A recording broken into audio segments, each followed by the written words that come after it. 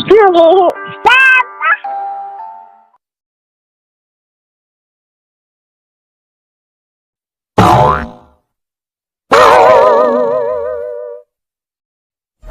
জায়গায় চুরি করাটা বেশ মুশকিলের ব্যাপার রে বিট্টু। তা একটু মুশকিলের ব্যাপার আছে বই কি। চুরি করাটা না ছাড়তে হয়। হঠাৎ এই মন ভাঙানো কথা কেন বলছিস রে লাট্টু?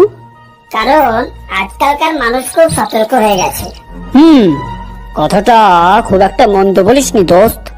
দুপুরের হাত তো শেষ, এবার রাতে কিভাবে কাজ সারতে হবে তার জন্য বিশেষ প্ল্যানিং এর দরকার। কিন্তু তার আগে কোথাও নিরিবিলি জায়গা দেখে বিশ্রাম নিতে হবে। তারপর রাত হলে পরে প্ল্যানিং করে আমাদের বেরিয়ে পড়তে হবে। কেউ যদি জিজ্ঞেস করে আমরা কারা আর কোথা থেকে এসেছি, কি বলবো তবে? কি আর বলবো আমরা এখানে নতুন ভাড়া নিয়ে এসেছি, জায়গা চিনতে বেরিয়েছি, ব্যাস। ঠিক আছে, চল তাহলে।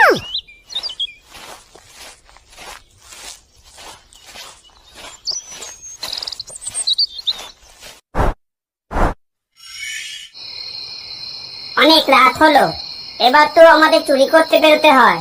কি বলিস বিট্টু? বেরোতে তো হবেই, কিন্তু শুরু করবি কোথা থেকে? ওই ওখান থেকে, ওদিকটায় বড় বড় বাড়ি আছে দেখছি। বেশ, এগোই তাহলে।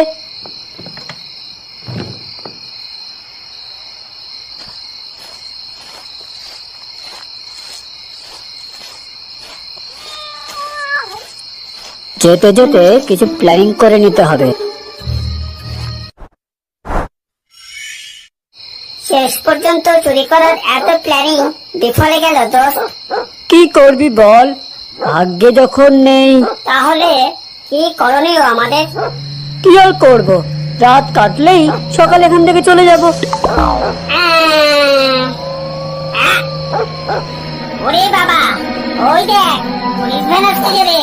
কোন থেকে পালাবি এবার? সামনের একটা বাড়ির দরজা খোলা আছে দেখছি।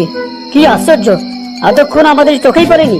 তাড়াতাড়ি চল, ও বাড়িতে এক্ষুনি আমাদের ঢুকে পড়তে হবে।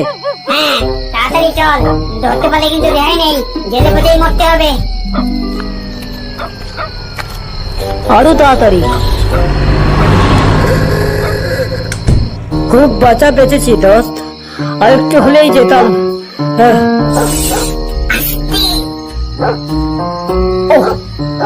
চারিদিক অন্ধকার, কিছুই দেখা যাচ্ছে না। লাইটের সুইচ খুঁজে বার করতে হবে। ঠিক বলেছিস, ওদিকটা এগিয়ে হাতটা দেখি।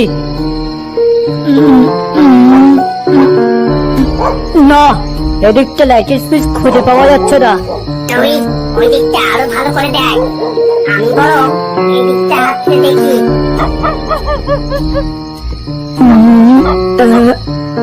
ধ্যাৎ তারিকা, লাইটের সুইচ কিছুতেই খুঁজে পাওয়া যাচ্ছে না।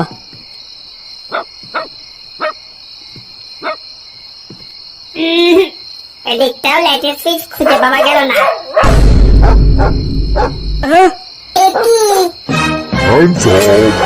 কালকে উদ্বোধন, আজকেই কয়দি উপস্থিত। ভয় পা কাঁপছে।